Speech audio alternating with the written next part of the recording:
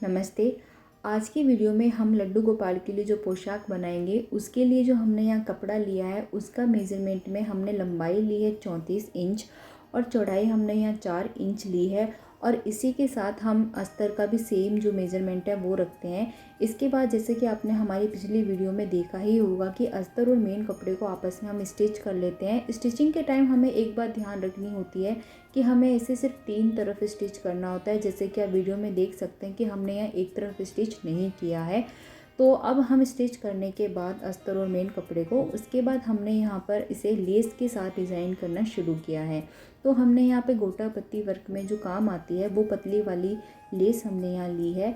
तो ऐसे हमने जो पतली लेस ली है इसके अकॉर्डिंग हमने यहाँ पे 3 बार जो ये लेस ऐसे स्टिच करके इसका जो स्कर्ट है वो डिज़ाइन किया है। जैसे कि आप वीडियो में देख सकते हैं कि यहाँ पे कुछ लहरिया टाइप का हमने यहाँ डिज़ाइन किया है। तो ऐसे ही लड्डू गोपाल की जो ड्रेस पे ये जो लेस है वो थोड़ी खिल के आती है। इसके साथ ही हम यहाँ पर लड्डू गोपाल के जो दोनों तरफ के किनारे होते हैं यहाँ पे भी एक एक लेस जो है लगा देंगे। फिर इसके बाद हम लड्डू गोपाल की जो स्कर्ट है इसमें हम चुन्नटे देना शुरू कर देंगे। ऊपर का जो किनारा है वो हम बाद में स्टिच करेंगे। तो हम यहाँ पर जो मेज़रमेंट के अकॉर्डिंग तो नहीं कर रहे हैं, लेकिन आप चाहें तो मेज़रमेंट के अकॉर्डिंग भी आप स्टिच कर सकते हैं। जो प्लेट्स है उसके लिए आप इंच टेप का भी यूज़ कर सकते हैं। तो यहाँ पर हमने अपने हिसाब से एक एक इंच के अकॉर्डिंग यहाँ पे प्लेट्स डालना शुरू कर दिया है। अगर आपको घेर थोड़ा ज़्यादा चाहिए होता है तो आप कपड़े की स्कर्ट के लिए जो लंबाई लेते हैं वो या तो आप बढ़ा सकते हैं, या फिर हम यहाँ चुन्नटें यानी कि जो प्लेट्स डालते हैं उसका थोड़ा मेज़रमेंट कम रख सकते हैं। तो जैसे कि देख सकते हैं कि हमने यहाँ पर बारीक बारीक प्लेट्स डाली है। उसके बाद फिर स्टिच करने के बाद ही हम ऊपर का जो किनारा जो होता है उसको स्टिच करेंगे। तो ऐसे हमारे लड्डू गोपाल की जो स्कर्ट यानी कि घघरी है वो तैयार हो चुकी है। इसके बाद हम लड्डू गोपाल की चोली को स्टिच करेंगे। तो चोली के लिए जो कपड़ा हमने वो लिया है उसकी लंबाई 12 इंच है और चौड़ाई इसकी 2 इंच है और इसे हमने अस्तर के साथ भी स्टिच कर लिया है।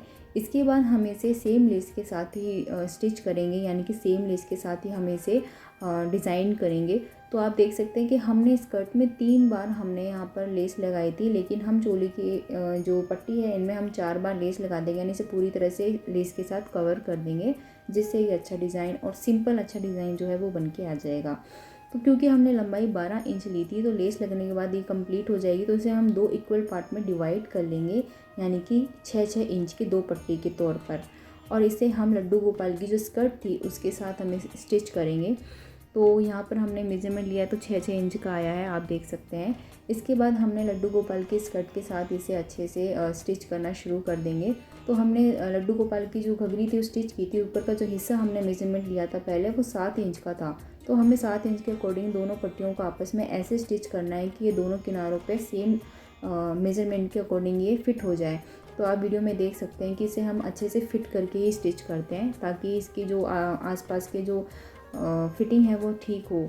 तो ऐसे देख सकते हैं कि लड्डू गोपाल की ये जो चोली है वो स्कर्ट के साथ स्टिचिंग होने के बाद ये पोशाक तैयार हो गई है। तो ऐसे लड्डू गोपाल की सिंपल लेकिन ब्यूटीफुल ड्रेस जो है वो तैयार हो चुकी है। तो आप देख सकते हैं कि आप किसी भी लड्डू गोपाल की पोशाक या ड्रेस को अपने अकॉर्डिंग लेस के साथ डेकोरेट या अच्छे से डिज़ाइन कर सकते हैं। अगर आपको हमारी ये वीडियो पसंद आती है तो इसे लाइक शेयर करना ना भूलिएगा और हमारे यूट्यूब चैनल को सब्सक्राइब भी ज़रूर करिएगा।